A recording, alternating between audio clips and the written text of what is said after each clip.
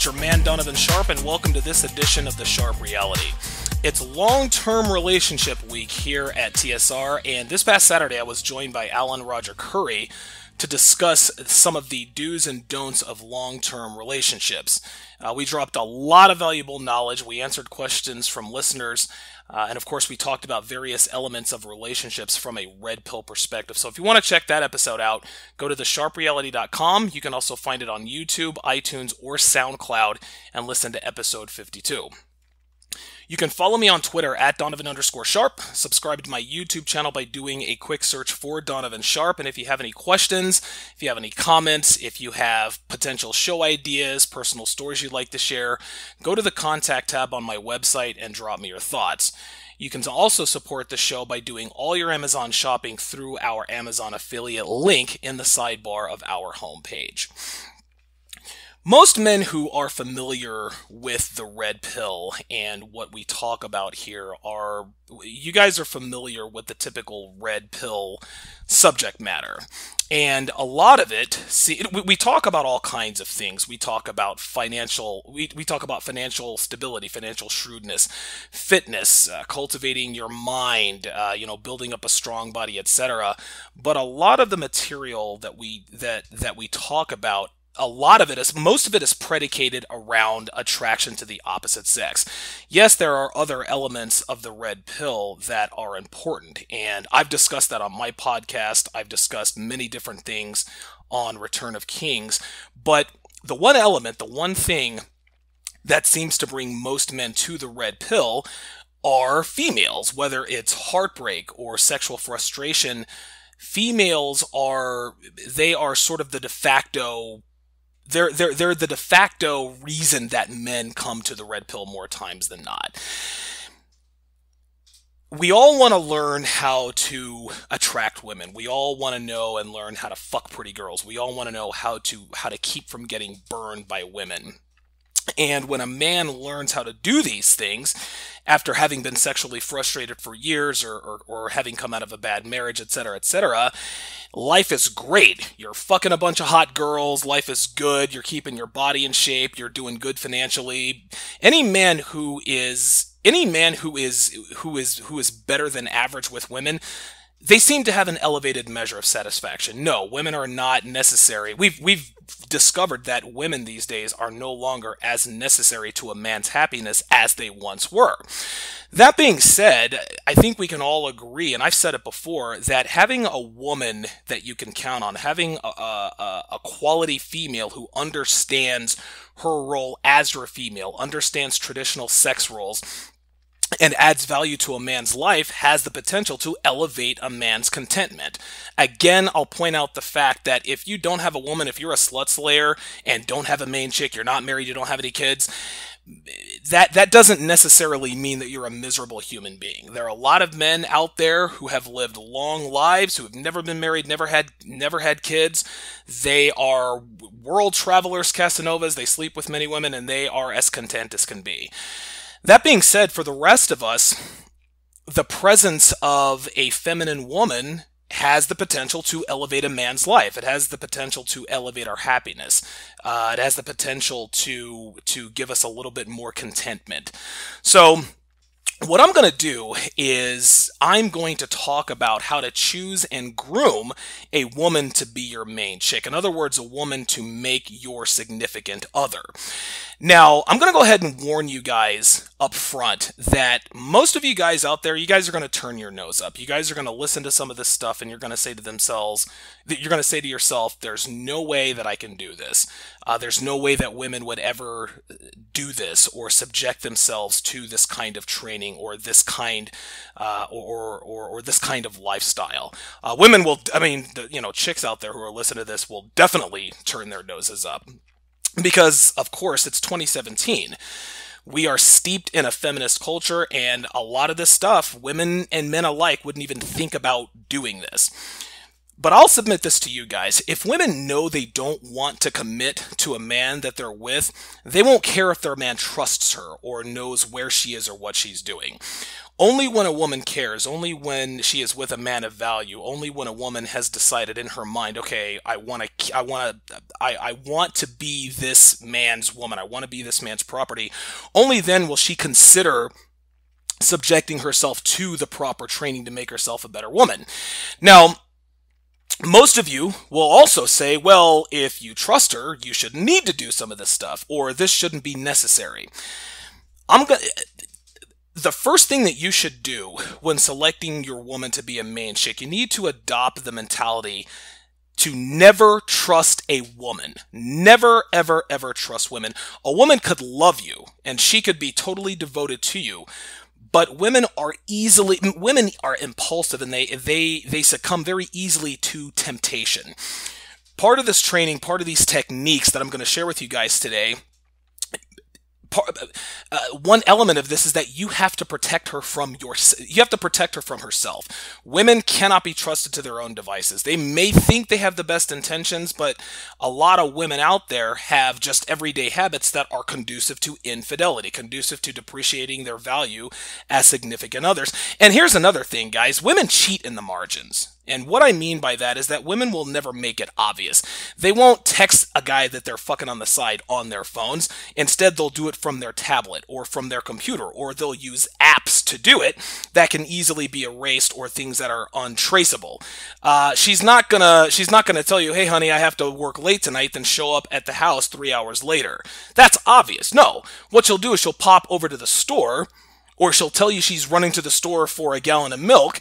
She'll go over to she'll go over to the guy she's fucking, the guy she's having an affair with, get in a 20-minute quickie with him, and when she gets back, just tell you that the lines were long, or you decided to go, or that she decided to go somewhere else.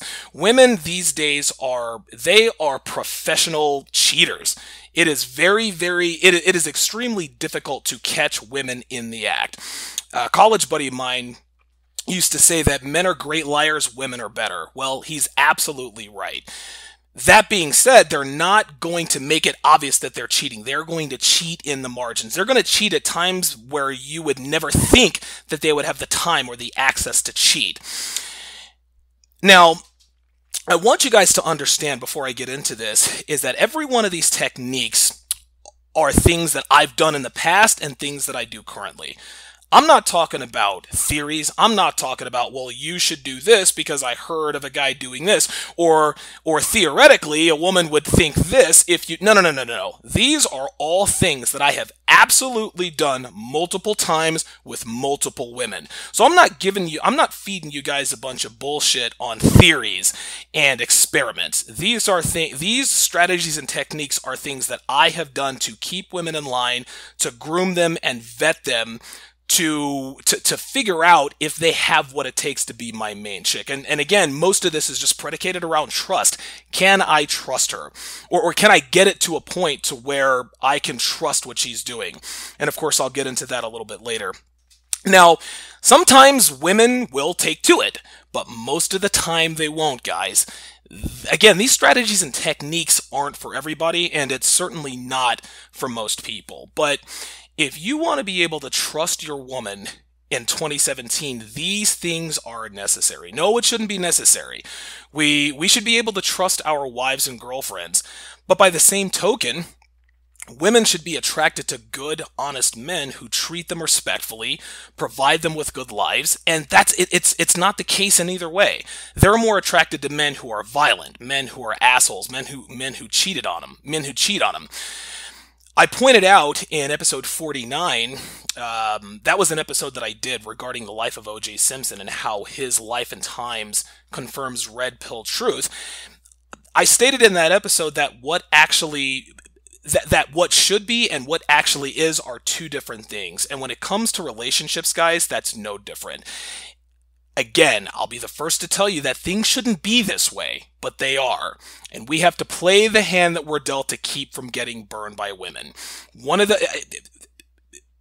A bad relationship, to this day, it's still one of the very few things that can bring a man to his knees. So we need to implement certain strategies to keep from getting got. So the first thing you need to do is you need to select a candidate to be your main chick, to be your significant other. Um, Number one, she has to be obedient. She's got to be submissive. All right. And myself and Alan Roger Curry discussed this on Saturday's podcast, and I agree with him 100%. If a woman is going to compete with you, if she's not going to be obedient, if she's not going to surrender to you, if she's not going to submit to you, if she's going to be talking out of the side of her neck, if she's going to be challenging your authority all the time, not just in a way that just makes sure in her mind that you're still the leader of the pack, you've got no time for that. Let someone else deal with a woman who is a headache. No man wants to deal with a woman who is a headache. A woman has to be obedient, she has to be submissive, and of course she has to be attractive. Now, there are certain traits that men look for that vary from man to man. Some men like a certain type, and some men like a certain body type, some men like redheads, whatever the case may be. One of the things you're looking for in a woman to be your potential main chick, she has to be obedient. She has to want to be owned by you. And of course, she has to be attractive. Now, there are four main elements that you have to possess if you want to train a woman or groom a woman to be your main chick. Number one, you gotta be a high value male, guys. No, you don't have to be rich. You don't have to be a celebrity. You don't have to have 2% body fat, but you have got to be above average in all areas. You have to be in above average shape. Your financial house has to be in order. You don't have to be rich. You don't have to have a six-figure salary, but you got to be buttoned up. You got to have your shit together. Women don't respect men who don't have their shit together. They just don't. So you have to make sure that your value is high in the areas that you have control in. And I'll say this to you too. A man who is an A+ at one thing fucks better looking women than a man who is a B- at everything. Of course, with being a high value male, you have to have game. You have to know how to handle women. You have to have red pill awareness. Number two, your woman has got to trust you. You have to be able to protect her from herself. This goes back to number one. You have to know what's within a woman's true nature. You have to know and understand how they work. And women are not complicated creatures, gentlemen. They're very, very simple. Women know that they are flawed individuals. They know that they cannot be trusted to their own devices. They would never admit this out loud. But if you let her know through your words and your actions that you know how to handle her and that you know what's best for her, she will put her trust in you. Number three, she has to want to belong to you. Guys, you can't groom a woman who doesn't want to be groomed. Okay? Maybe she's at a point in her life where she's not ready to get off the carousel, at which point you're not going to make her your main chick anyway. She has to want to submit to you. I stated in a past podcast episode that it was episode 45 when I was talking about the difference between being territorial and maid guarding. You have to mark your woman as your territory. Well, if you're overweight and you live with your parents and you are financially irresponsible, you're out of shape, etc., a woman is not going to allow you to mark her as your territory. All right? Because she doesn't want to. Women don't want to belong to beta males.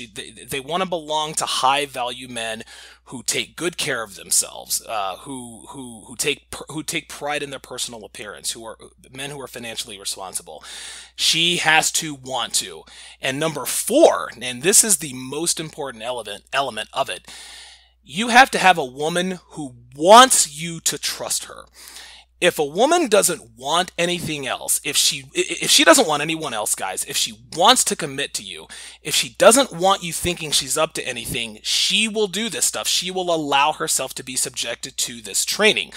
Because women know if you don't trust them, a man will never, or a man of value will never fully commit to her. All women know this. So if she trusts you, if she knows you're a high value male, if she wants you to trust her, she will jump through whatever hoops are necessary she'll jump through whatever hoops are necessary to make sure that you trust her, and she knows that the more you trust her, the better her odds are of you taking her off the market, taking possession of her. So let's go ahead and get to it. I've rambled on enough about all the elements. Let's just go ahead and get to the strategies here. Number one, make your woman check in periodically. What I mean by this is a lot of times a man will be dating a woman and 2, 3 hours goes by. He doesn't hear from her. She doesn't call. She doesn't text. Who knows? She could be at work. She could be at lunch. Whatever the case may be, she might be busy doing other things. That's the case most of the time. But when a woman decides to cheat, or if a woman wants to be doing things that are conducive to infidelity, she'll disappear for hours at a time. And those 2 and 3 hour absences, guys, you know as well as I do, if a woman wants to cheat, if a woman wants to get fucked by somebody, she'll go out and find dick. By making her check in periodically, that forces her to be accountable to you with regards to her whereabouts, what her actions are. For example, I was dating a chick down in Vegas. I made her check in every hour on the hour. Send me a selfie, let me know what you're doing, let me know what you're up to, let me know how long you'll be there. Because she wanted me to trust her, and because she wanted to belong to me, she had no problem with it. If this particular chick that I dated down in Vegas, if my value wasn't high enough, and if she didn't want to commit to me, if she didn't give a shit whether or not I trusted her, when I tell her, hey, look, so and so, you need to be checking in every hour on the hour, she's gonna be like, fuck you, I don't have to check in with you, you don't own me. But if a woman wants you to own her, she will have no problem with checking in periodically. You have to tell her. This sounds extreme, but this is what's necessary. Tell her, look, check in with me every hour on the hour, at the top or the bottom of every hour, or you tell her check in periodically at the top and bottom of every hour. And you should also check in when I demand it. So just because it's 2 o'clock and she checks in doesn't mean you can't shoot her a quick text and say, hey, check in at 2:07 p.m. You have to make sure that she is ready to be accountable for her actions and her whereabouts at all times.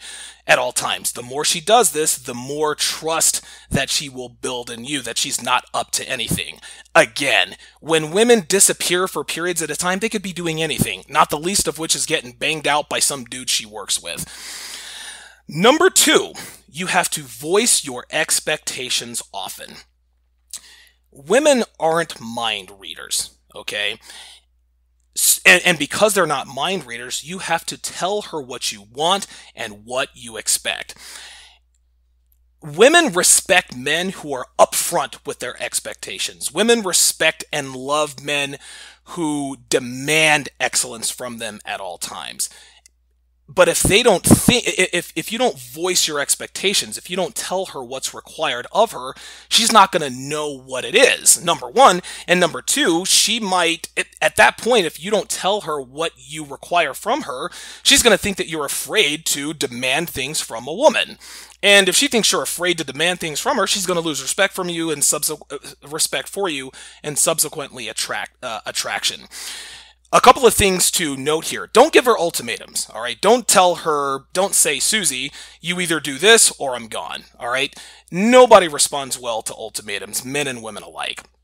Rather, your actions should tell her that anyway. So, for example, let's just go back to number 1. If you tell her to check in every hour on the hour and she misses a check-in or two, then guess what? You need to withdraw your attention. You need to let her know. You need to let her know in no uncertain terms that if she does not meet the expectations that you have verbally told her, if she doesn't meet the expectations that you've told her that you expected, then the consequence is that you're not going to get as much of my time and attention. So a few examples.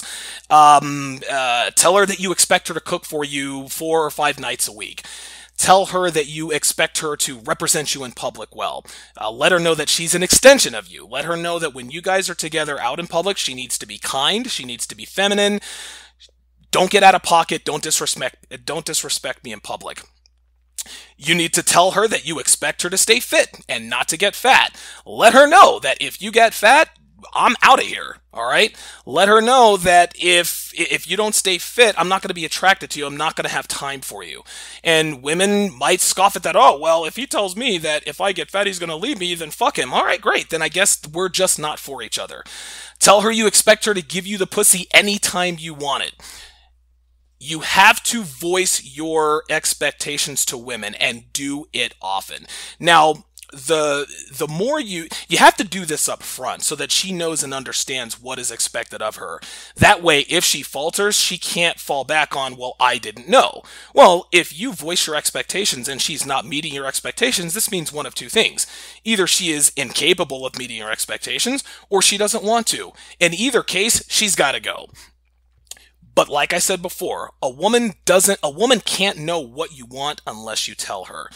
And don't be passive aggressive about it. Don't say, well, it would be nice if you would be quiet around my friends. No, tell her, hey, look, when you and I are around my friends, shut the fuck up. Don't speak unless spoken to. You are my property. You are not to draw attention to yourself at any time. Do you understand? And at that point, she should say, yes, sir, if she wants to be owned by you.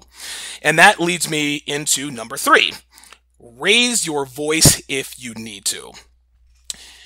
You gotta be, anytime a woman pisses you off, or if she does something out of pocket, or if she does something you don't like. And I'll get into this element a little bit later. But in terms of raising your voice, you absolutely do not need to be afraid to yell at your woman. Be careful about doing it in public. And again, like I said, I'll get into it a little bit later because, you've got white knights and feminists out there. Oh, you can't talk to her that way and this and that and the other.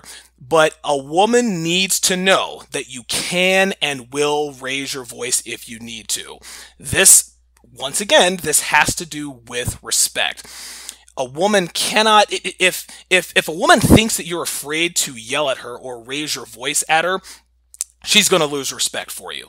Do not be afraid to raise your voice if you need to. Don't be a hothead. Don't be yelling at her all the time. Don't berate her in public where everybody can hear it. But when you guys are alone and she says something out of the way, I give a perfect example in episode 13.